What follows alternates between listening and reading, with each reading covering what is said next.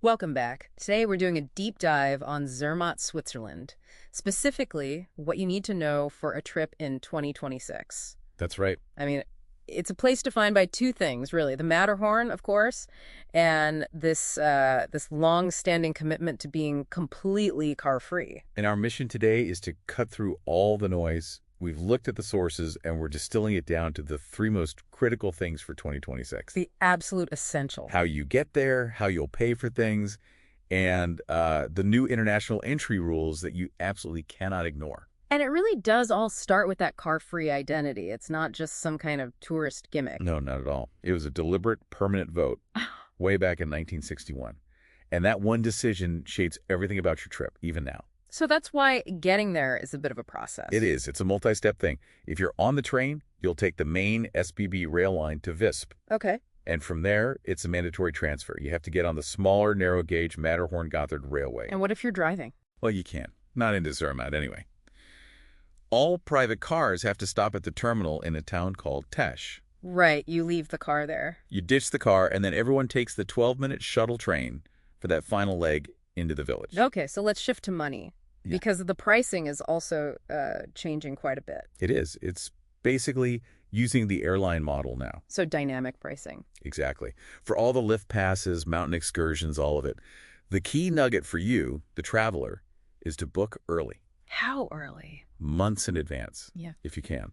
The savings can be huge. We're talking up to 30% compared to just, walking up to the ticket window on the day. Wow, that's a big deal. And it's interesting, they also build in some real value for families. There's something called a Woolly card. Okay, what's that? If you have kids under 9, it gives them free travel on all the mountain lists. Yeah. It's essential if you're traveling with your family. Good to know. And also, if you have a Swiss travel pass, remember that you get pretty significant discounts on those high-altitude trips, like the Gornergrat train. Speaking of high altitude, that brings us to the biggest technological update, which is fully ready for 2026. The Matterhorn Alpine Crossing. Yes. Tell us about it. It's a 3S cable car, so a 3-cable system. It's designed to be incredibly stable in those intense alpine winds. Which you'd expect up there. For sure. And what it does is create this amazing sort of borderless experience. It allows pedestrians, not just skiers, to travel right from Zermatt, Switzerland, Over to Cervinia in Italy. in about 90 minutes one way. It's pretty incredible. So Zermatt is essentially building a pedestrian bridge between countries, but that must create some regulatory complexities. It creates the single biggest one you need to know for 2026.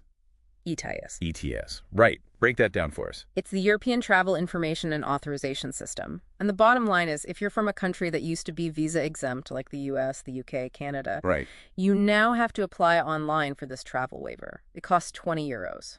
Okay, but what's the catch? The processing time, it can take up to 30 days. 30 days? Wait, so you're telling me you need to book your lift pass months in advance to save money, but if you forget a 20 euro application a month before your flight, you might not even get in. That's the risk. It is the single biggest planning contradiction you need to be aware of. You have to prioritize it. It's such a mix of this hyper-modern planning and Zermatt's deep, deep history. It is. I Yeah. mean, you can walk through the old part of the village, the Hinderdorf quarter, and see these traditional Walser Mazots. Those are the old wooden barns on stone stilts. Exactly, from the 16th to 18th centuries, built like that to keep rodents out. It's a history of survival. And you really feel that history at the Matterhorn Museum, Zermatt. Oh, absolutely. The most memorable thing there is the broken rope. From the tragic first ascent in 1865. The very rope that snapped. It's a powerful reminder of the risks involved, and it's the event that really put Zermatt on the global map. So, boiling it all down, a trip to Zermatt in 2026 is manageable, but it's all in the planning. Exactly. You have to be smart about it.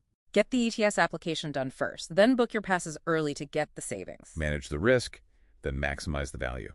But I have one last thought I want to leave you with. Okay. We've talked about how Zermatt fiercely protects its past and its environment with this zero-trace policy. So how does it innovate? Digitally.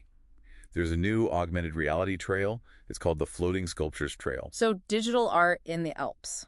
Pretty much. You can only see it through your smartphone. Yeah. It's interactive, but it leaves absolutely no physical footprint. It's this move toward what you might call digital alpine integration. It really shows that for Zermatt, tradition and hypermodernity aren't mutually exclusive. It's something to think about, and maybe